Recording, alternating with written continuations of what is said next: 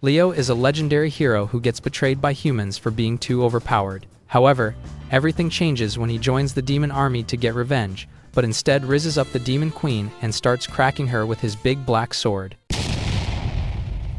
It all started about a year ago, when the demon army, under the command of their queen, Eknida, invaded the humans in a bid for world domination. To prevent this from happening, the king invited Leo and his party members to destroy the demon army. However, since his party members were all useless deadweights, Leo, being the strongest, decided to solo level the mission. After easily tearing through the demon armies like it's Yo Mama's wet Gucci, Leo had to face Queen Eknida, who showed up armed in a transformer suit made in China and started blasting him with powerful cannons. However, even though she proved to be a formidable opponent, Leo managed to evade all her attacks. When he finally saw an opening, he leapt into the air like an airbender and drove his blade straight into the fat core on her head. This instantly caused her Megazord to shatter, and that's when Leo shockingly realized that the demon queen isn't some monster as he had thought, but a bad shoddy made for the sheet. After defeating the demon queen, Leo returned to his village, expecting everyone to glaze him as the hero, but instead, he was met with fear and disgust. Everyone saw him as a monster because of how powerful he was, and Leo was shocked to be treated this way by the very people he saved. To make matters worse, posters of him were plastered everywhere, warning people about how dangerous he was, and soon, protests began demanding that he be kicked out of the village. When the king could no longer withstand the pressure, he summoned Leo and officially banished him from the village. It was at that moment that Leo realized that instead of saving his village, he should have just gooned to Annie Ender's videos. Filled with regret and betrayal, Leo wandered aimlessly, until one day he overheard rumors about the demon queen recruiting fighters for her army. Somehow, Leo convinced himself that the demons might treat him better than humans ever did, so he decided to join the demon lord's army, determined to take his revenge on humanity.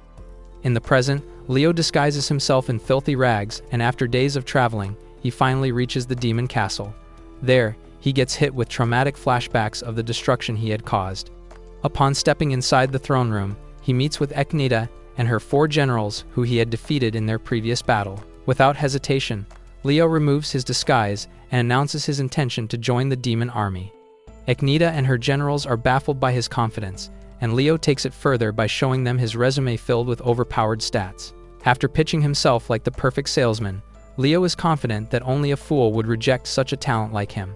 To his shock, Eknida tells him to screw himself and then attacks with a fiery blast that burns away his trashy disguise. However, unlike Eknida, her generals are intrigued by Leo's confidence, so later that day, they invite him for a secret roundtable discussion. Back then, the first demon general Leo battled against was a low-budget Hulk named Edvard. As they clashed fiercely, Leo found it impossible to land a fatal blow, for Edvard was built like a tank, and his skin was tough, thanks to his mother's sneaky link with a dragon. Ultimately, Leo had to rely on his magic power to defeat the big guy. Afterwards, Leo battled some Robin Hood rip-off demon named Myrnus, who was another one of the demon queen's generals. Since Myrns is an assassin with incredible speed, he was the only one capable of nicking Leo's face. However, since this wasn't a battle of speed, Leo simply blasted the idiot into the rubble with a powerful explosive magic. Next, Leo encountered a lowly general named Lily, but he quickly realized her brain wasn't functioning properly, so instead of fighting, he just rizzed her up. The final general Leo had to face was a hot 4-eyed baddie named Shu Tina. Knowing she was a master of sorcery, Leo pulled off the oldest trick in the book by creating a barrier that prevented spell casting. By doing this, Shu Tina is unable to use magic, so the battle ended with her throwing tantrums like a toxic ex-girlfriend. Since Leo defeated all 4 generals, he earned their respect, so they decide to give him a chance. In the present, Shu Tina asks why a hero like him would want to join the demon army, so Leo explains how he was betrayed and exiled by his own people. Understanding his pain, Shu Tina then agrees to give him a 1-month trial to evaluate his worth without Eknida's knowledge. However, she warns that if he fumbles at any time, his sack will be air-fried and he will be kicked out like trash. Grateful for the opportunity, Leo accepts her condition and promises to be the best demon worker they have ever seen. Before concluding the meeting, Shu Tina also warns him to always wear a disguise to prevent Eknida from finding out about his presence, and Leo agrees. With that, they all welcome him into the demon army, and Lily is overexcited to finally have a daddy who can stroke her to sleep. Later that night, while taking a stroll through the castle, Leo suddenly recalls the war, remembering how Eknida had instructed her soldiers not to unalive humans unnecessarily. This makes him realize that she is trying her hardest to avoid unnecessary flatlining of humans, even at the expense of losing her own army. Confused by her actions, Leo is determined to one day ask her why she chose to protect the humans, and why she remained in the human realm, despite hating humans so much.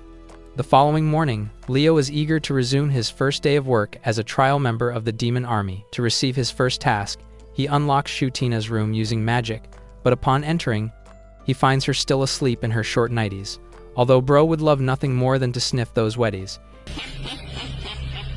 He brushes off the nasty thought and tries to wake her up. When Shutina refuses to wake from her deep slumber, Leo then magically alters his voice to sound like Eknida. The trick works instantly, and Shutina jerks awake in panic.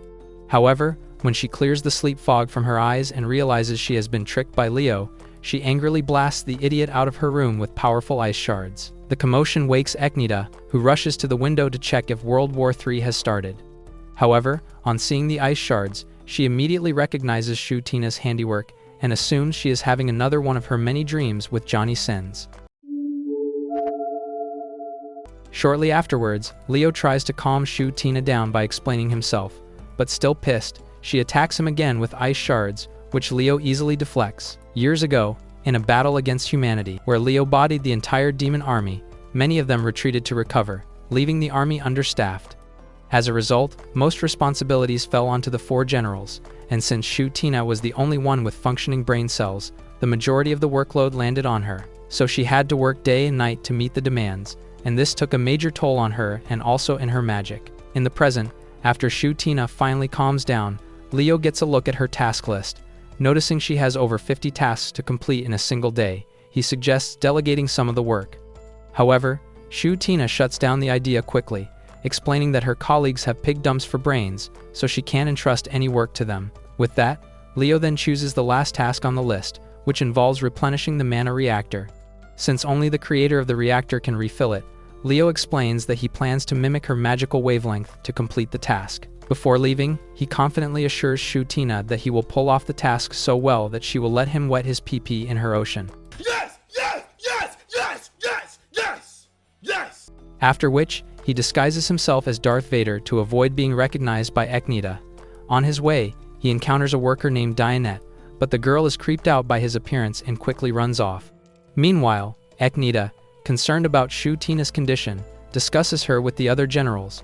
She instructs them to keep an eye on Shutina and report anything unusual, and they agree. Later that day, Leo returns, and Shutina is surprised by how quickly he claims to have finished the task. She tries to assign him another task, but Leo refuses, insisting that he needs rest first. He then summons a device called a mirage eye, which functions like a camera.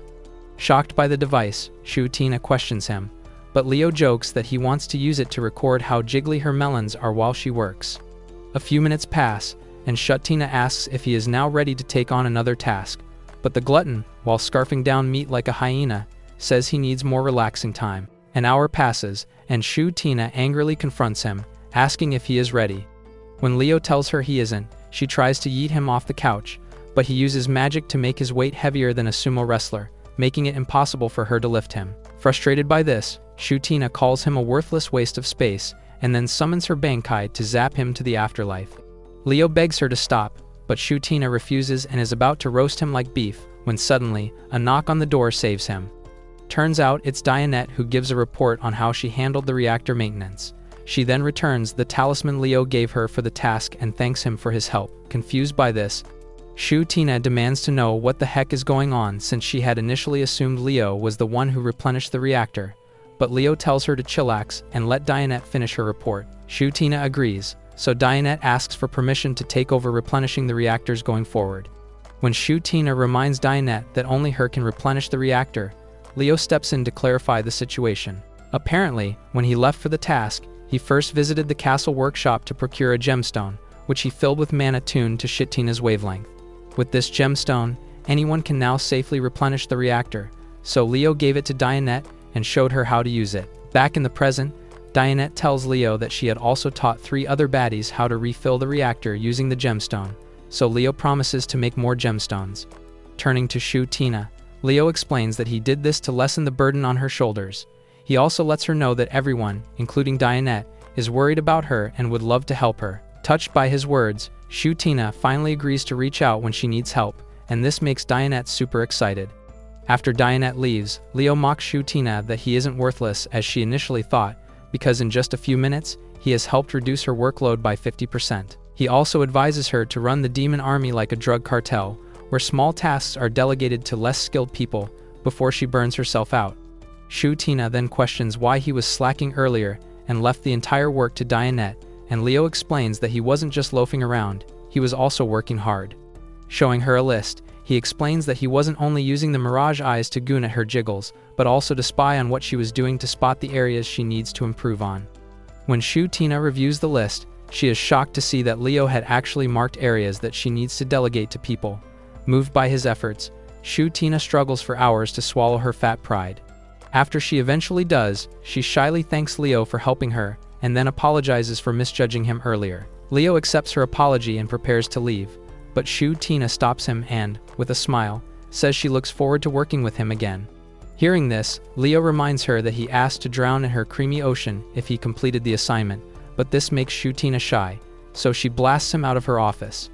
Later that night, Tina calls Leo to her private study, where she explains that the castle is running low on food supplies, and Lily is supposed to handle the shipment. However, she complains that when she asked for a proper mission plan, the dumb midget instead submitted a useless drawing.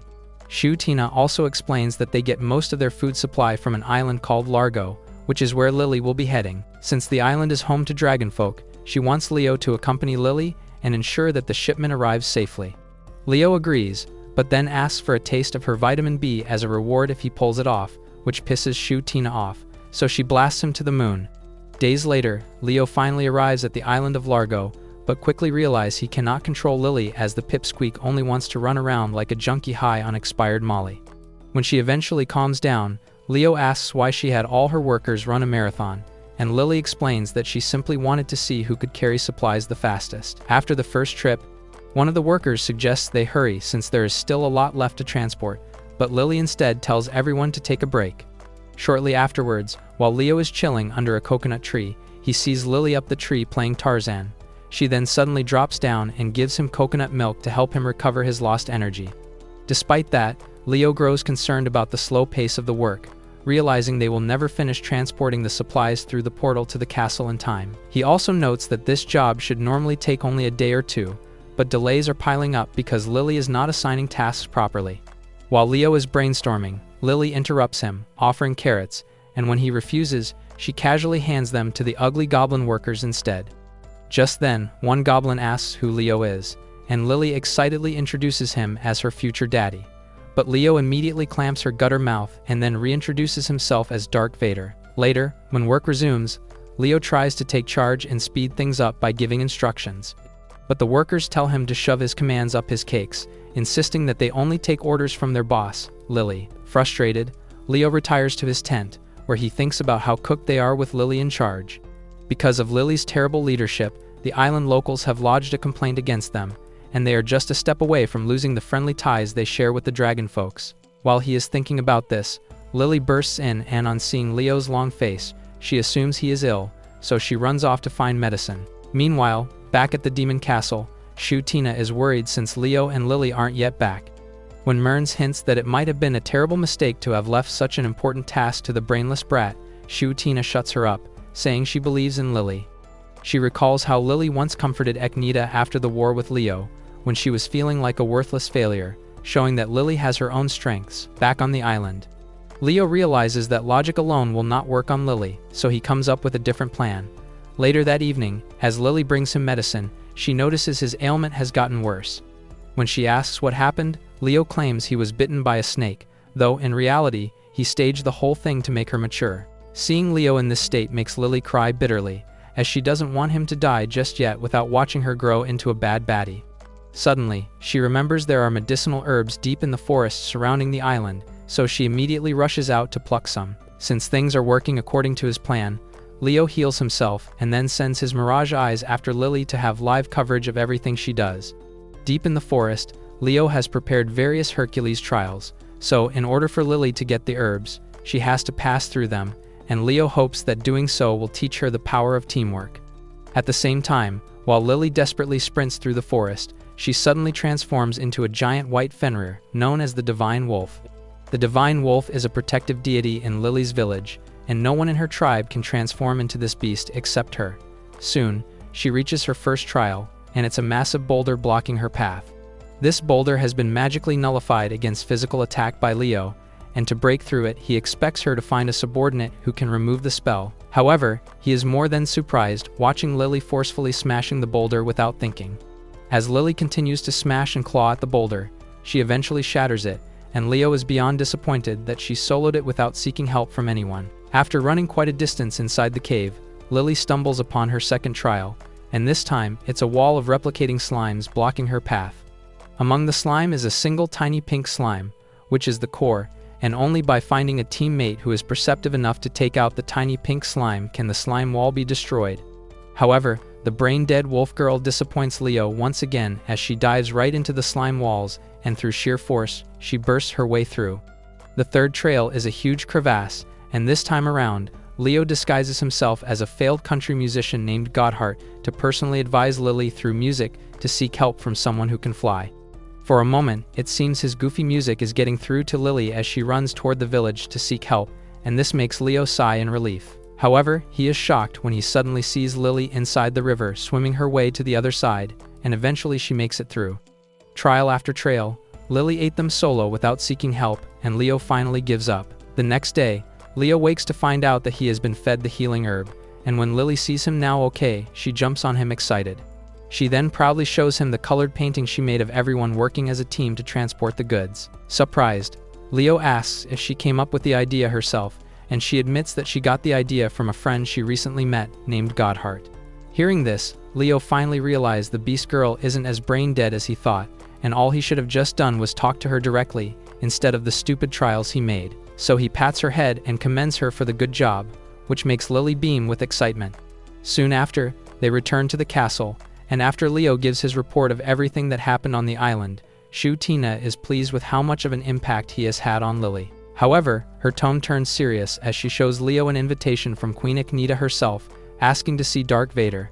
Leo is shocked to hear this, but Shu Tina explains that it's probably because he hasn't yet introduced himself to Eknita. She also confesses that she might have spilled the remarkable work he had been doing to Eknita, and this makes Leo call her a busty moron for acting without thinking.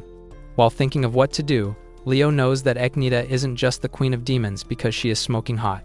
She is the queen because she is a master swordsman, and her magic skill can rival even the great Merlin. He is worried that no matter how hard he tries to trick her, she might see through his disguise. Shu Tina interrupts his thoughts, urging him to hurry up, and then tells him to call her if Eknita eventually unmasks him, but Leo transforms into Dark Vader and assures her that he will be fine. A few minutes later, Leo meets with Eknita, and after she apologizes for calling him on such short notice, she invites him to have lunch with her. As they eat and drink, Leo is surprised that she has yet to see through his disguise, but even at that, he would love nothing more than to leave as quickly as possible. Suddenly, Eknita demands that he take off his helmet so she can see her guest. Leo tries to talk his way out of it, but Eknita insists that she must talk face to face with her guest. She then walks up to him and yanks his helmet off his head. For a brief moment, Leo freezes in fear since he didn't have enough time to alter his facial appearance. However, after examining his face closely, Eknita smiles because he looks like a troll and then walks away, saying she now understands why anyone would want to hide such a disgusting face.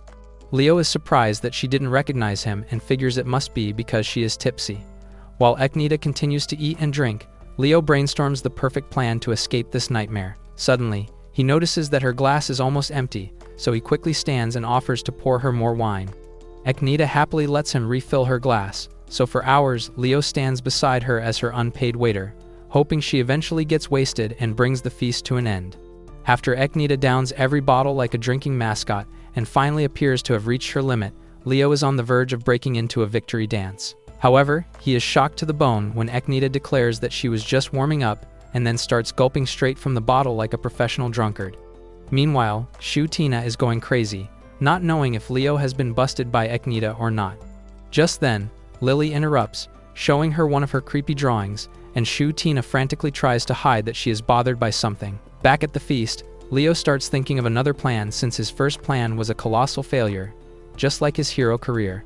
This time, he starts glazing how delicious the food is, and this makes Agneta smile, pleased to know that he is enjoying the meal just as she is. Her innocent smile catches Leo off guard, as he never expected the Demon Queen to be such a cutie patootie. Since Leo was somehow the chef responsible for making such a delicious meal, Queen Agneta compliments his Gordon Ramsay skills. Leo then thanks her and says he will be happy to use his gifted fingers on her too, and this rizzes her up. With all he's done, Leo is confident that Agneta will call it a night, but to his shock, Agneta excitedly suggests they drink and talk the night away. At the same time, Shu, Tina, and Jailbait are arguing about Leo's presence in the castle, when all of a sudden, Dianette interrupts to report that they just received an urgent message.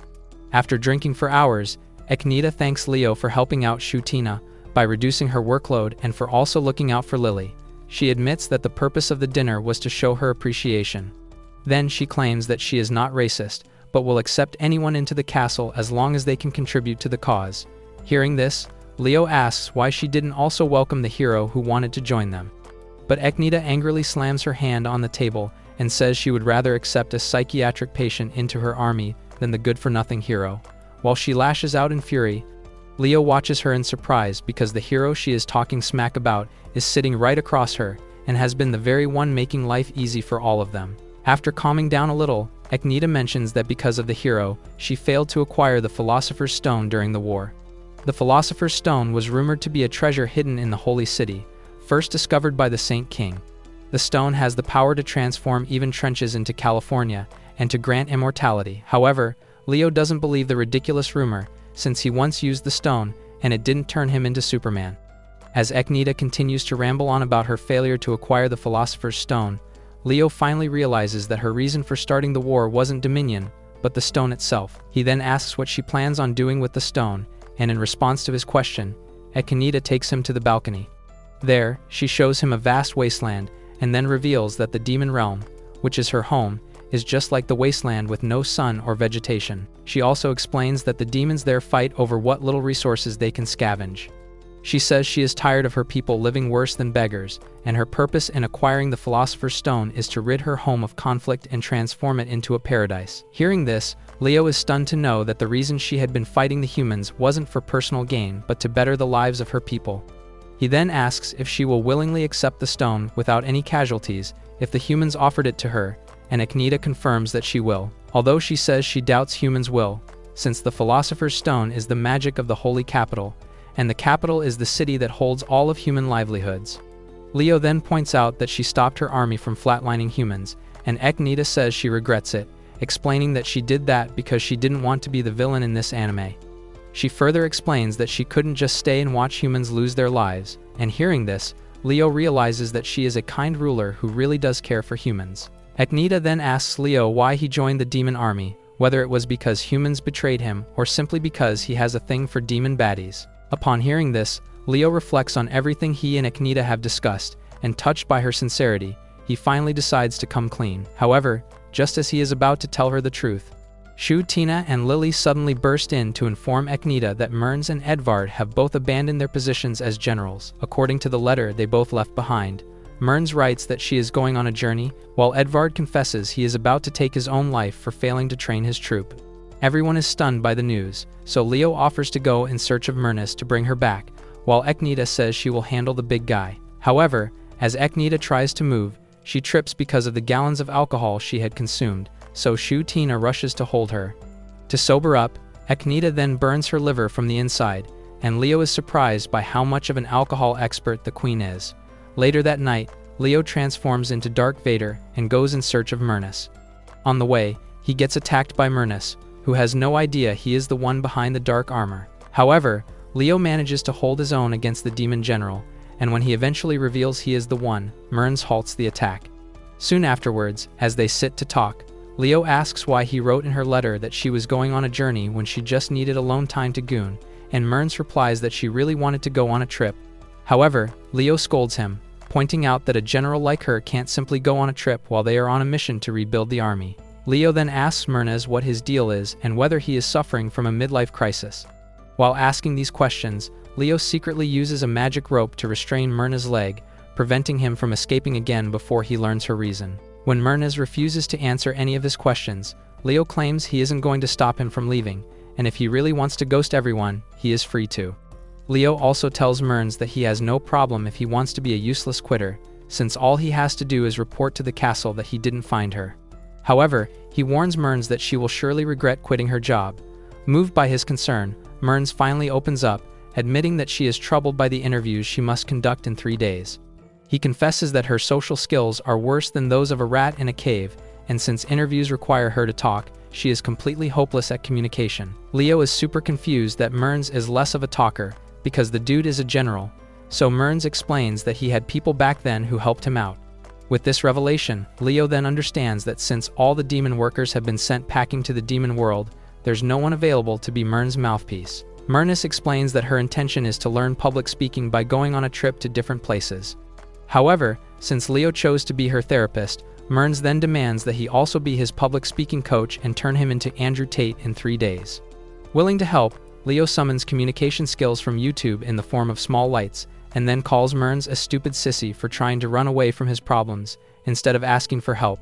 Pissed off by his insult, Myrnes angrily tries to escape again, but he trips, and that's when he realizes that he has been restrained by Leo. Sometime later in the castle, Leo, now in Dark Vader disguise, reports everything that went down between him and Myrnes to Queen Eknita and the rest of the female generals. Eknita thanks him for his efforts and then admits that she never knew that her general was suffering from a personal crisis. She also confesses that even though she is the queen, she often listens to her generals, and on the issue of humans, Myrnes' personal opinion always clashed with hers. Upon hearing this, Leo remembers back when he defeated Myrnes, and while on the floor, Myrnes demands that Leo end her or she will make sure she unalives all humans someday. This memory makes Leo finally understand that the twink-looking boy might actually be a nutcase who hates humans. Leo then asks about Edvard's situation, and Eknita reveals that when they rushed to the training ground, they found the big dummy trying to seppuku himself, forgetting that regular blades cannot pierce his draconic scales.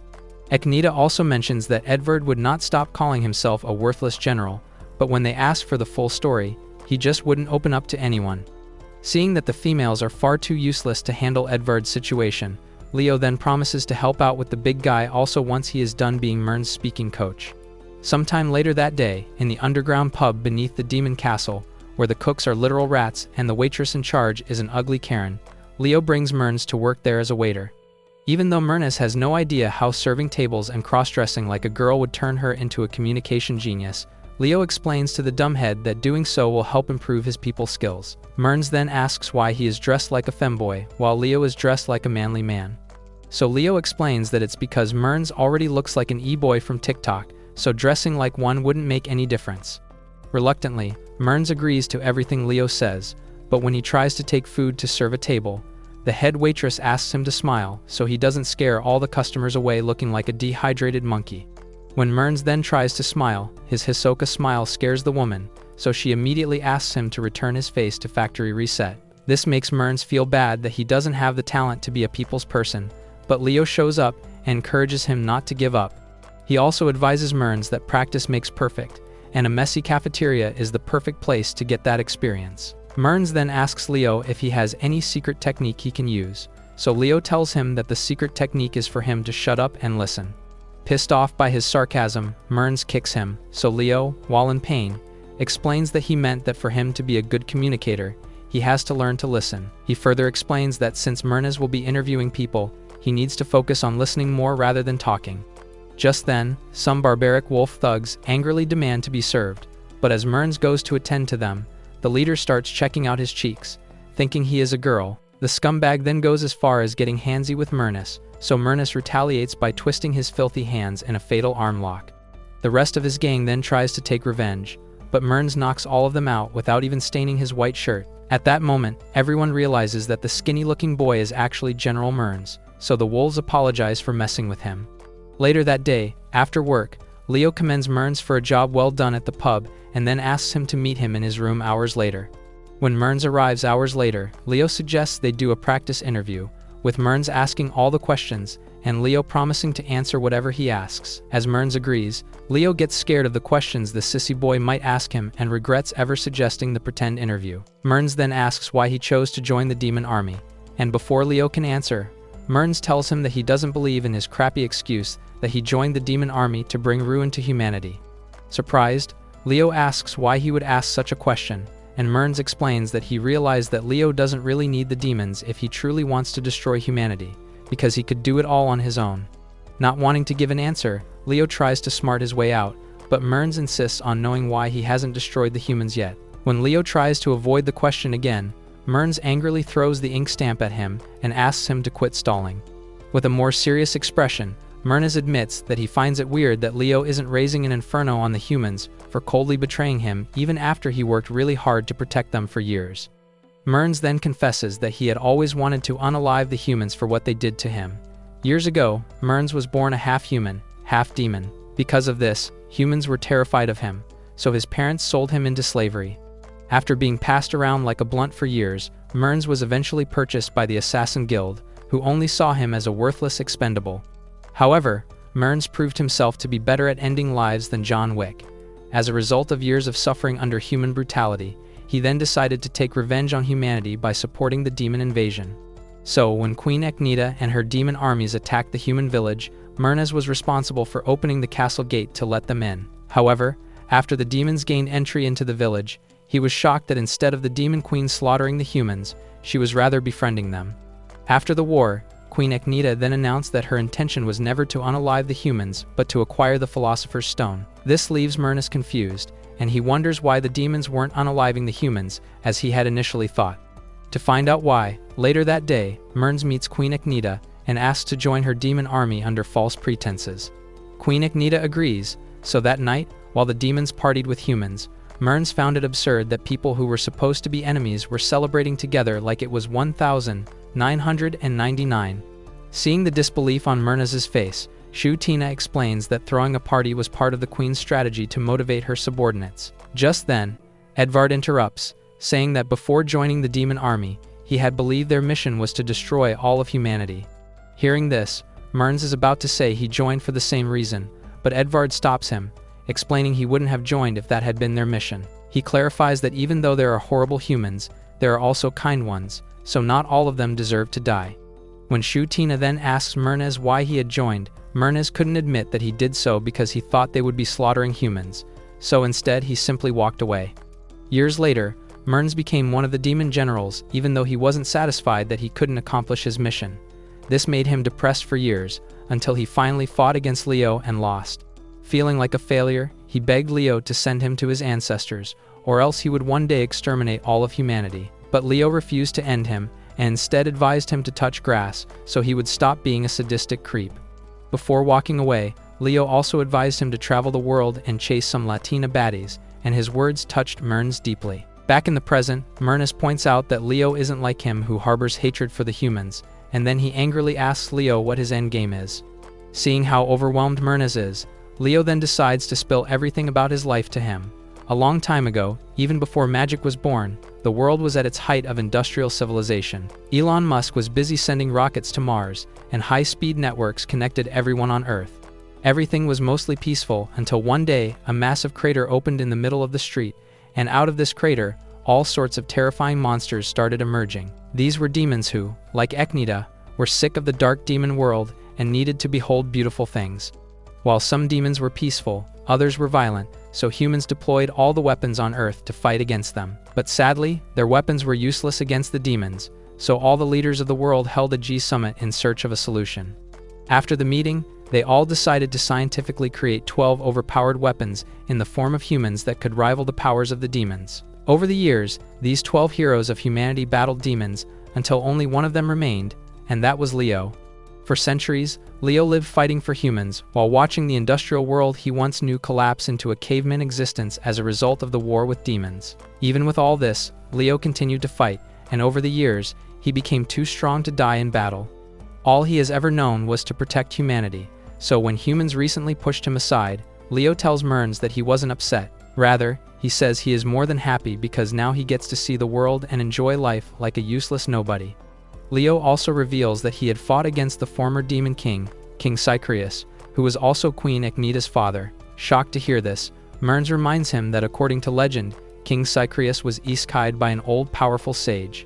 But Leo reveals he is that sage, and Myrnes is stunned to believe that Leo is older than her ancestors. Leo also tells Myrnes that even though Eknida and her great generals are goofballs, they are also good people, and that's why he will help them get the Philosopher's Stone they desire. Exhausted from the information overload, Myrnes slumps on the couch in frustration and complains that he is too slow to understand a thing. So, Leo apologizes for telling him his pathetic life story, but Myrnes insists on knowing why he revealed it. Leo explains that he couldn't help but spill everything because Myrnes was a good listener, which is a very crucial communication skill. He then pats Myrnes on the head and assures him that he will definitely ace the interview, but Myrnes gets shy and asks Leo not to touch him. The following day, in an underground mine, some demon workers, while digging through the ruins, accidentally stumble upon a giant robotic hand sticking out of the wall. Meanwhile, at the castle, a chick named Julieta, Edvard's daughter, complained to Leo that her father's condition wasn't improving. To calm her down, Leo suggests they have tea, and then asks her to explain the situation, and Julieta agrees. Apparently, Edvard's strong desire to unalive himself all started the day he decided to train his soldiers by commanding them to put down a ferocious beast. However, he was disappointed when the worthless soldiers couldn't defeat the beast, so he scolds them all for fighting like Disney princesses. After scolding them, Edvard felt he was to blame for being the leader of scared wussies, so the big dumb said he was going to atone for his mistake by ending his life. After listening to Edvard's reason for wanting to unalive himself, Leo believes only a brain-dead moron could even think of something that ridiculous. When he asks Julieta why Edvard chose to train his men with such a beast, she explains it's because her father expects everyone to be as strong as he is. She also adds that when her musclehead father saw that his men couldn't defeat the beast, he reasoned that they weren't trying hard enough. Hearing this, Leo finally understands that the reason for all this is because Edvard is an empty-headed brute who stupidly expects everyone to be naturally strong and gifted as he is. He also realizes that most times it is often hard for a good warrior to be a good teacher. Leo acknowledges the fact that Edvard is a real hard worker and believes that's why the big guy thinks everything should be all about effort. Julieta then opens up that even though her dad can be a real blockhead sometimes, she respects him and had always wanted to be like him. However, she mentions that because of his stubborn nature and his Marine-level training, most of his troops are all passing out from exhaustion. When she asks what can be done about her father's condition, Leo assures her he will handle the situation. Meanwhile, Myrnes spills the tea to Shutina and Lily about how Leo is a living weapon created by humans to defeat demons. She also tells them that Leo lied that he joined the demon army to destroy humanity. When Shutina then asks the reason why Leo joined the demon army, Myrnes replies that she has no idea. However, she tells them that Leo promised to help them acquire the Philosopher's Stone, so Shutina suggests they watch Leo closely and report any suspicious activity to Eknida, which they all agree to. Meanwhile, in the room, Leo is pacing around, worried about how he can help Edvard when suddenly he stumbles upon one of Lily's drawings, and this gives him an idea of what to do. Just then, a voice informs him that the queen is demanding his presence. Later on, Leo arrives at the throne room in his usual disguise, where Eknida informs him that Edvard quit being the leader of the army and had demoted himself to a common soldier to train with the underlings. This only makes things difficult for everyone, so the queen asks Leo what can be done. However, she quickly realizes that the only thing she is good at this point is crossing her juicy thighs on the throne, so she says she will find a solution herself. But to increase his chances of smashing her royal cheeks, Leo asks Eknida to continue being pretty while he resolves the issue with the big guy, and Eknida immediately agrees to leave it in his hands. Just as Leo is about to leave, Eknida stops him and says she would like to discuss an important matter with him once Edvard's situation is resolved, and Leo agrees to talk later. Sometime later that day, Lily shows Leo and Julieta the transformer she discovered in the cave. Recognizing what the machine is, Leo explains that it's an artifact from the machine age that is 10 times stronger than any beast and is built specifically to combat any demon. He also tells them that they will use the machine to solve Edvard's issue. Meanwhile, at the training ground, Edvard announces to his troop that he will step down as their leader and will now become a common soldier. The soldiers freak out, wondering if he has lost his mind, but Edvard explains that Julieta will assume the role as their leader from now on. At that moment, Leo appears using stealth magic, ready to teach Edvard a powerful lesson. Suddenly, the Transformer shows up at the training ground, and seeing how scared his men are, Edvard decides to be their leader one last time. He then orders them to attack, but when they try striking the machine, they realize that their weapons were just as worthless as their disgusting faces. Just then, the machine stops, and this makes Leo confused as he realizes that he might have lost control of the machine. All of a sudden, the machine attacks with a powerful laser beam, but Leo quickly deflects the attack to outer space. Scared of the mysterious attack, the weak soldiers run for their dear lives before they become Scooby snacks, but Edvard stands his ground, ready to take down the machine solo. With the machine now out of his control, Leo is worried about Edvard's safety, but while he is brainstorming what to do, Edvard charges at the machine without a care for his life. The machine attacks with a neon blade, and Edvard almost gets sent to the afterlife. While the big guy is confused that he almost died, Leo warns him that one slice from the machine blade will rip through his dragon scales like wet tissue paper. Leo then strongly advises him to follow his orders if he wants to see another sunrise. Edvard agrees, so Leo teaches him everything he needs to know to defeat the war machine. Following Leo's orders, Edvard manages to slice off one of the machine's sword hands, and with Julietta's help, they finally succeed in defeating it. As the dust settles, Edvard thanks Leo and Julieta for their help, but suddenly the machine sends out a war signal to 3 other machines hiding deep in the cave. Luckily, Agneta and the other generals arrive at the cave just in time to battle the machines, but Agneta tells everyone to leave the machines to her so she can aura farm. They obey, and after they leave, she takes her time to barbecue the machines into metal scraps.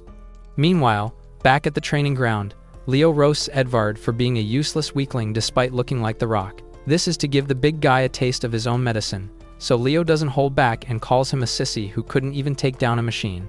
Instead of being angry, Edvard realizes that he did the same thing to his soldiers when they couldn't take down the beast. Feeling remorseful, Edvard finally understands that no one can fight an enemy they know nothing about, so he apologizes to his soldiers for being an insensitive jerk. The next morning, Shutina met Leo in his room to inform him that Agneta planned to promote him to a leadership role later that day. She also tells him that she and Mernz discussed about him, and then asks if he is lying about his reason for joining the demon army. But instead of giving a direct answer, Leo simply assured her that he would reveal all the secrets he had been hiding at the meeting with the queen. Not wanting to press further, Shutina then warns him not to reveal his identity until she tells him to. She also explains that the queen might not forgive his deception, and then tells him that she will give him a signal when it's the right time to make the big reveal. As she is about to leave, she suddenly notices the weird book in Leo's hand and quickly recognizes it as a book about a demon named Ibrad who tried to unify the world. Just thinking about unifying the world prompts Shutina to ask Leo if he ever thinks they can possess the Philosopher's Stone. Leo tells her it won't be an easy task, but then assures her that with his help, he believes they can. Shutina thanks him, and as she leaves, Leo stares at the book and memories from many years ago flood his head. Back then, during the heated war against demons, Leo encountered an ugly imp named Elbraid who looked like your girlfriend and who just wouldn't stop yapping. So to shut him up, Leo moves to unalive him, but he stops when Elbraid tells him that he and his brothers have no ill will against humans. The dwarf demon explains that their presence in the human world was the result of an experiment conducted by the then Demon King, who opened a great spirit portal connecting the demon realm to the human world. The short pest also reveals that when the portal opened, he and other demons decided to explore the human world because they had heard rumors of freaky baddies living here. While speaking, Elbraid is cautious as he believes that only by talking can he keep the hero occupied and also save his life. As he continues his story, he explains that when they eventually came to the human world, they realized that the rumors they heard were true, so they decided to stay rather than return to the demon world where they goon all day. Elbraid also mentions that his goal is to get along with humans because he was already sick of the demon world and its endless fighting. When Leo asks if the only fun activity they have in the demon world is fighting, Elbraid explains that Belial, the Demon King, is a creep whose response to everything is violence. When Elbraid notices Leo is getting really bored of the conversation, he starts begging for his life so he won't end up at the other end of Leo's blade. However, Leo simply tells him to take a walk with him. Elbraid immediately rushed after him, and as they strolled through the crumbled ruins of the city, Leo asked Elbraid why Belial had opened the Great Spirit Portal. Elbraid explains that at first, their intention was never to invade the human world, but to search for food, since food in the demon world was scarce. To solve the food scarcity problem, Belial opened the portal, which was supposed to lead to an uninhabited island in the human world. However, when they followed the portal, it led them to the middle of a busy street, and this started the battle between humans and monsters. Not wanting to be a part of the bloodshed, some of them tried to leave the human world, but they discovered that the portal was closed. Since the only demons who could have closed the portal were either high-ranking demons or Belial himself, Elbraid suspects that the plan was to leave the demons trapped in the human world. He also suspects that some demons who acted like spies must have snuck inside the portal before it closed to report to Belial and plead with him to take over the human world. The Short Ugly also reveals that another reason why many of the demons wanted to leave the demon world was because high-ranking demons treated low-ranking demons like them worse than toilet brushes. After talking about himself and his world, Elbraid asks Leo about himself. Leo then explains how he was designed by humans to be their ultimate demon-clapping machine. Upon hearing this, Elbraid realizes he is cooked, so he asks Leo to just off him already. However, instead of chopping Elbraid's ugly head off, Leo insists on taking him to the nearest containment squadron. Elbraid is shocked by Leo's refusal to snuff out his life, and this makes him realize that Leo was not like the rest of the humans. Somehow, this creates a bond of friendship between them, and as they head toward the nearest containment squadron, Elbraid can't resist the urge to ask for Leo's name. Leo is surprised that the short devil is interested in his name, and this also melts his heart since no one had ever asked for his name before. After introducing himself, Leo tells Elbraid his life story and how his only purpose in life is to defend humanity against external attacks. Elbraid finds his existence a pathetic one since his only reason for existing is to fight for humans. He then asks Leo what he would do with his sorrowful life once the war was over, and Leo replies that he could only remain on standby until another threat to humanity presented itself. Moved by a deep sense of concern, Elbraid then lectures Leo about how his life makes no sense. Elbraid tells him that he is only risking his life to win peace for humans, and once that is achieved, he has no place he belongs to. Leo argues that he is okay with it since peace is the desirable outcome, but Elbraid angrily tells him to use his stupid head to think for a minute. Elbraid then explains to Leo how life would be lonely for him after the war since he is immortal and would then have to live a life without purpose. Hearing this, Leo's brain cells click, and he finally understands that without any cause for war, he would have no place in the world. Shortly afterwards, they finally arrive at the containment zone, and Elbraid is picked up by the squadron to be exterminated. However, before he leaves, Elbraid swears to find a way for his race and humans to live in harmony. He also strongly advises Leo to try and live life on his own terms and not just how he is forced to live. While being dragged away like a toxic girlfriend who refuses to leave, Elbraid also advises Leo to take advantage of the moment when humans don't need him to protect them anymore, to ditch his stupid hero calling and live a more fulfilling life. Back in the present, Leo walks to the throne room to meet Eknieta, but now he fully understands everything Elbraid, his little wise friend, told him years ago. Upon entering the throne room, Leo is determined to reveal his real identity to Eknieta and to also tell everyone the reason why he decided to join the demon army. However, a few hours before this, Eknieta had written down a decree reinstating Leo as the 5th great general in her army and had it signed. Doing this made her very happy, and even though Leo might be a newcomer, she felt he was the best man for the job. She had also believed that with Leo by her side, her quest for the Philosopher's Stone may finally reach its end. Back in the present, before Leo can reveal his identity to the Queen, an elf baddie suddenly storms in to report that the recent spirit portal is closing up. As everyone rushes to check out the portal, they learn that the portal is closing because it is running low on rare crystal catalysts that keep it open. Leo and Shu Tina immediately try to apply magic to the portal, and for the time being, they manage to keep it open. However, the magic will only last for 7 days, so Eknieta suggests they do something about it. When Lily asks what will happen if the portal eventually closes, Eknieta replies that it means they will never be able to return to the demon world. She also explains that she has no idea how long before another portal opens, and it might take centuries, during which the demon world will continue to be in a state of trenches. Scared of this reality, Eknieta announces that they need to decide on a plan within the next 7 days. Shu Tina then butts in, saying they only have 2 choices at this moment. For the first choice, she says they will have to return to the demon world before the portal closes. However, since most members of their army aren't demons, that will mean they will have to disband the army. Lily strongly objects to the idea, insisting she can't afford to lose her friends, so Mearns asks what the second option is. Shu Tina then reveals that the second option will be to mobilize the army and attack the humans to acquire the Philosopher's Stone, but Eknieta shuts the idea down, explaining that the current state of the demon army cannot afford another war. Moreover, she points out that the humans still have their greatest ally, the powerful hero Leo, who is totally unbeatable. She reminds everyone that engaging the hero is more like a death sentence, so obtaining the Philosopher's Stone right now is a pipe dream. With no other choice, Queen Eknieta, overwhelmed with emotion, declares that her decision will be to disband the army and return to the demon world. Everyone is shocked at her decision, and when Lily tries to let the cat out of the bag that Leo is Darth Vader, Tina immediately covers her mouth to stop her from revealing the truth. When Agneta can no longer hold back her tears, she walks to the window to cry in her heart, and there she thanks everyone for serving her all these years. But at that moment, Leo finally takes off his mask, and everyone at the table except Agneta is shocked to see him do it. While standing behind Agneta, Leo tells her that the Philosopher's Stone is not an all-powerful magic device that can transform a barren wasteland into Beverly Hills. He explains that the Philosopher's Stone is rather an advanced engine from the Industrial Age, which produces unlimited energy. Leo then informs her that there are 2 Philosopher's Stones that exist in the human world, and since she only needs one, he is ready to help her get it. Right after saying this, Leo asks Agneta to turn and look at him. When she does, he ditches his armor disguise and transforms back into his homeless scrub clothes. He then apologizes for deceiving her like a fool all this while, and explains that the reason he joined the demon army was to find out if she was truly worthy of the Philosopher's Stone. However, after their conversation during dinner a few days earlier, Leo said he had been convinced that she was worthy.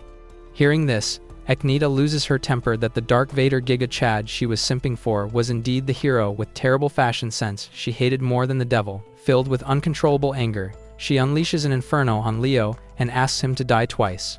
Later that day, Leo then leads Agneta and her generals up a frozen mountain to show them where the Philosopher's Stone is. But Agneta is still mad that she had been fooled for so long, and all she can think of is destroying Leo's ugly face with her inferno. No matter how many times Leo apologizes for deceiving her, she refuses to listen, so the other generals intervene by glazing how Leo has been of great service to them. Frustrated with hearing them sing Leo's song like cheerleaders, Agneta finally agrees to pardon Leo's deception but swears to chop off his nuts if he fails to show them where the second Philosopher's Stone is. She then asks if he is very sure there is a second stone, and Leo confirms it, though he warns that it's protected by a very powerful guardian. Along the way, Leo warns Agneta that getting the stone is going to cost her sweat, blood, and tears. But hearing this pisses Agneta off, so she lashes out at him, vowing that she can endure anything that comes between her and the stone. As they continue the journey, Agneta asks Leo why he knows so much about the mechanical civilization, so Leo tells her that he has lived for over 3,000 years. This revelation shocks Agneta, making her wonder if he is really human or part of the original vampires. Leo then explains how he was created in the lab as a bioweapon along with 5 others. He also tells her that he can copy any skill used against him, and that's why he continues to grow stronger. Realizing how strong Leo is, Agneta finally realizes that in no universe would she have been able to beat Leo on her quest to get the stone. Leo then opens up about his curse to protect humanity and how he has been fighting for thousands of years for peace, and even when peace finally came, he wished for more war to stay active. Agneta calls him a fool for living that way, and Leo admits that sometimes he feels he is the one holding back humanity. A few minutes later, they finally arrive at the spot where Leo claimed the Philosopher's Stone is. However, while they expect some kind of terrifying guardian to suddenly burst out, Leo reveals he is the guardian. Everyone is shocked to hear this, but he explains that he had always been in possession of the Philosopher's Stone and that the stone is his heart. He says the stone is the engine powering him up like Iron Man, and then demands they flatline him by tearing his heart open if they really want the stone. When they all hesitate in disbelief, Leo decides to play the villain, and then threatens to exterminate all of humanity if they don't stop him. Tina tries to talk some sense into him, but Leo draws his blade and threatens to pierce her melons with it if she steps any closer. Leo then reminds Agneta that she had vowed to endure blood, sweat, and tears to get the stone, and then tells her that it's time to prove herself. Upon hearing this, everyone freezes in shock, and when Agneta tries to say something, Leo attacks her faster than her eyes can perceive. As she defends against his attack, she asks if he has lost his mind, but Leo ignores her and mercilessly smacks her to the ground. Leo then explains that if he can't save the world, then he would lose his identity, so if humanity doesn't need him, he will do anything to make them need him. Right after saying that, he cackles like Joker, and everyone is in a state of disbelief to see him acting like a lunatic. As Leo continues to beat the heck out of Agneta, Edvard defends her and tries to talk some sense into Leo. Both Edvard and Tina try to remind Leo that they are all friends and they shouldn't be fighting, but Leo angrily tries to stab Edvard. Luckily, Tina traps him using a binding spell, but Leo still gets out of it and sends Edvard flying with a kick. After words fail, Tina tries to use her honkers of mass distraction to calm Leo down, but Leo isn't ready to simp right now, so he attacks her with a flaming sword. But Edvard gets in the way and gets pierced instead. Seeing Edvard injured, Tina finally realizes that Leo isn't playing and truly wants them dead. Just then, Leo clashes blades with Agneta while venting his frustration at the fact that he isn't even allowed to die, but he has to keep protecting and defending humanity. He says he is confused about whether to hate the humans who created him or to hate the demons who forced their hand. As Leo summons millions of flaming swords from the firmament of heaven, he declares that whether demons or humans, all of them must die. He then lets it rain swords, but Agneta and her generals manage to survive the terrifying attack by summoning an impenetrable shield.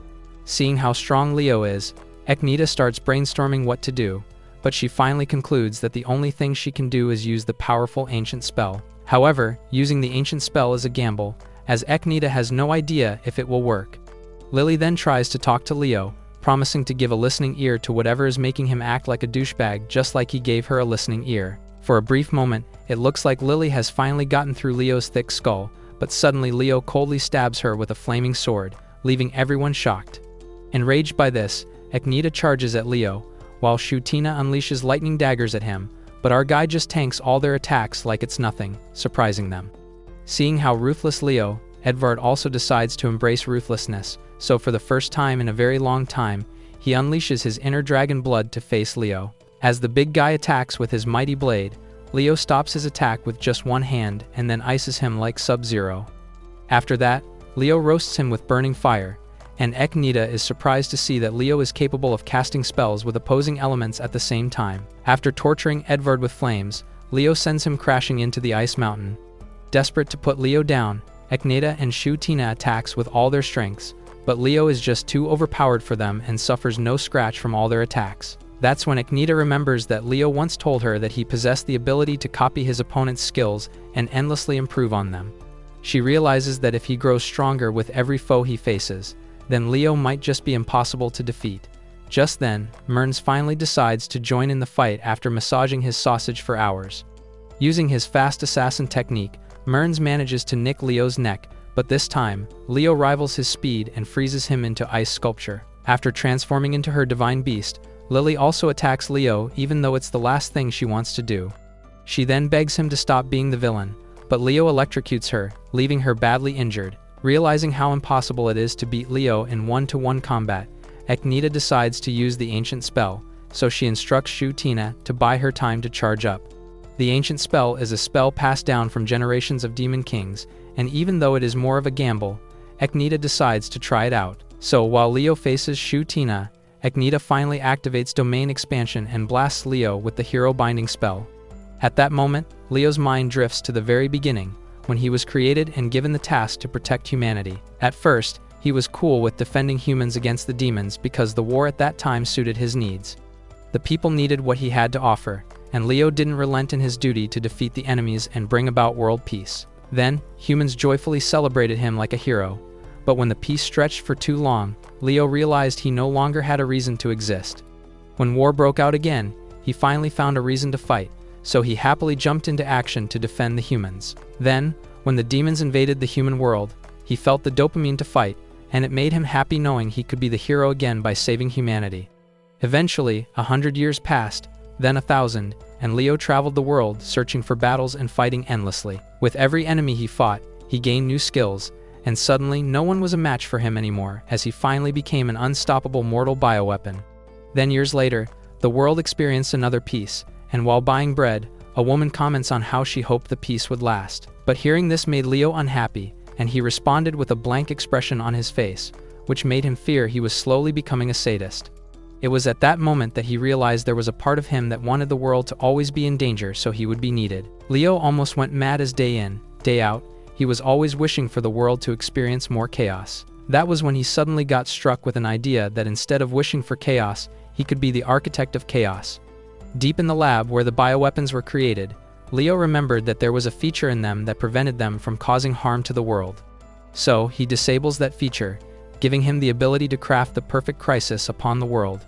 However, he couldn't bring himself to bring destruction upon the world, as he still wanted to be a hero. Years later, a guard announced that a portal opened up, and from there, demons were emerging. Leo promised to handle the situation but struggled internally with playing the hero, since he had initially wanted to destroy the world. After burying his inner demons, Leo battled the demons, but that was his very first time seeing Queen Ecnida. He was immediately captivated by her hot face, but what captivated him the most was the fact that she ordered her demon armies not to slaughter innocent civilians. Later that night, Leo captured one of the demons, and after interrogating him, he found out that the reason why Queen Ecnida invaded the human world was not to cause problems, but to make her demon world a better place. Leo also ended up interrogating more demons, and he also learned that Queen Ecnida was a very nice ruler to her people. With all the information he gathered about Ecnida, Leo finally realized that she might truly be the bridge between the human and demon realms. So he made a decision to know more about her, but first he defeated all her generals and also fought against her. After clapping her hard, Leo then decided to infiltrate her army to know if she was the right person to entrust his heart to. Back in the present, Leo smiles and thanks Ecnida for finally ending him, but this makes her wonder if this was what Leo had wanted all along. The force of the blast restrains Leo and causes him to scream in pain, while Ecnida bleeds from the nose as she struggles to bind him. However, she is determined to keep Leo's power bound for 6 seconds, which is the amount of time needed to finally end his life. As Leo loses all the abilities he has gathered for 3,000 years, he finally realizes that his time has come. While struggling to hold on, Ecnida remembers all the time she spent with Leo, and she feels his lonely existence. When the 6 seconds elapse, Ecnida commands her injured generals, who are now back on their feet, to finish off the attack. Without the slightest hesitation, Edvard charges at Leo and slashes, while Myrn stabs him with her daggers, and at the same time, Lily and Shutina land the final blow. Leo thanks them all for ending his misery, and as he collapses to the ground, Ecnida screams in fury. Suddenly, Leo opens his eyes and realizes that he is still alive, but knowing that he lost a battle for the first time makes him smile. As Ecnida and her generals approach him, Ecnida asks if he enjoyed playing the villain, and Leo admits that he had fun, explaining that he had always wanted to be the villain. Ecnida then scolds him for being a bloody fool and putting their lives at risk, but Leo tells her that he did that so she can finally have the Philosopher's Stone she had always wanted.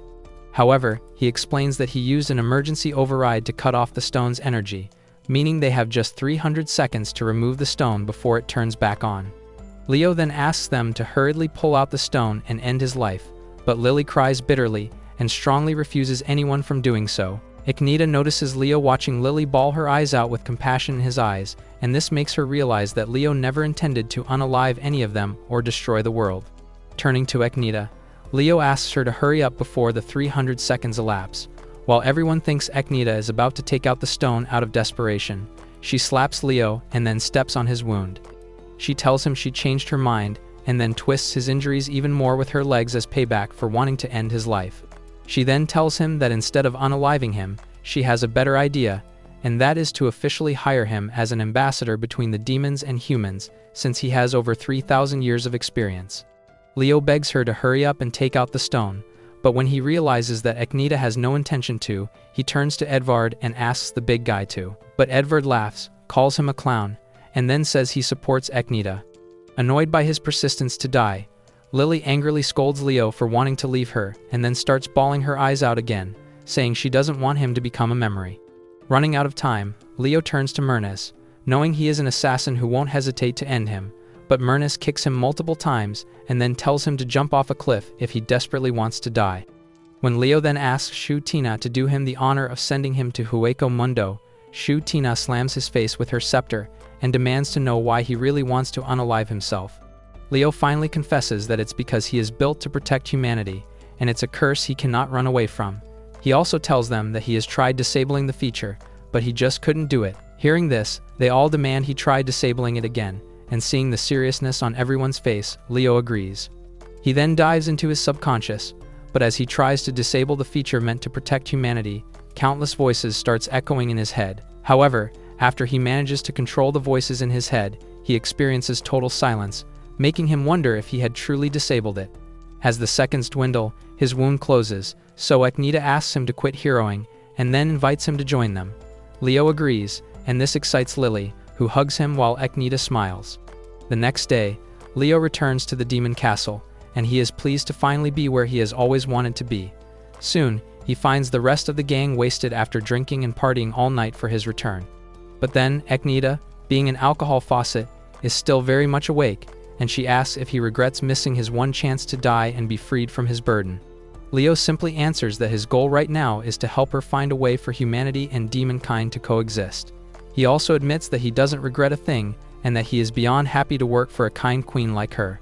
His sweet words tickle Akhenaten's wet flaps, and she admits that she likes it. She then holds his hands, saying she wants nothing more than to work with him, and Leo tells her he is honored. Just then, several demons burst in announcing that there is chaos in the castle and needs to be attended to, so the generals wake from their slumber to carry out their duties. At the same time, Akhenate jokes that they have a mountain of work to attend to and then asks Leo to get to it, since his mission is to help her. Leo agrees, promising to do his best, and then tells her to sit and sip tea while he handles everything. Comment Demon Baddie if you watched this recap to the end, and if you enjoy anime recaps like this, subscribe to the channel and watch this next video.